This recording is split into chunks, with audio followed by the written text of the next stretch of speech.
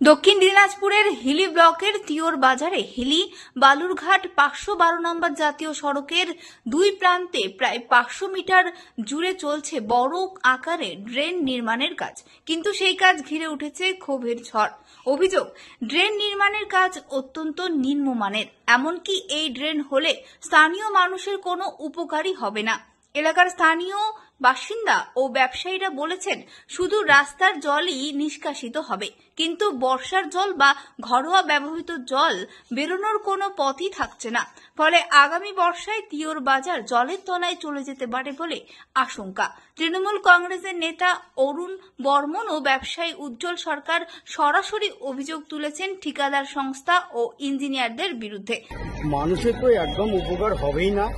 এটা হচ্ছে শুধু ওরা করছে ওদের যে 512 রাস্তাটা আছে সেই রাস্তার জলটা নামানোর জন্য, এবং আমজনতা যারা পাবলিক আশপাশের যে আমাদের নিচু জায়গাগুলো আছে সেগুলোর কোনো বিকল্প ওরা ব্যবস্থা করেনি। যেটা নিয়ে আমরা অ্যাপ্লিকেশন দিয়েছিলাম সুকান্ত বাবুর কাছে যে আমাদের মানে তিওর বাজারে যে জলটা এবং পাড়ার যে জলটা, বাড়ির যে জলটা, সেই জলটা বেরিয়ে যাওয়ার জন্য ড্রেনটা করা হোক। কিন্তু ওনারা ড্রেনটা করছেন 512 যারা নেতৃত্বে আছে, কার নেতৃত্বে আছে ঠিক জানা নেই আমার, ওনারা করছে, এটা কিন্তু সঠিক হচ্ছে না, খুব নিম্নমানের কাজ হচ্ছে। আমরা দাবি রাখছি এটাকে অবিলম্বে সঠিক পর্যায়ে কাজটা হোক এবং আমাদের আমজনতার বাড়ির আশপাশের যে জলগুলো সেগুলো নিকাশির ব্যবস্থা হোক।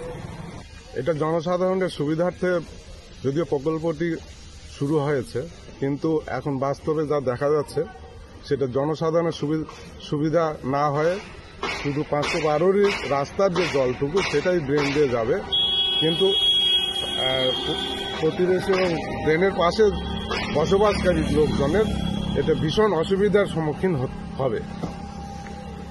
আমরা এটাই অবজার্ভ করতে পারছি।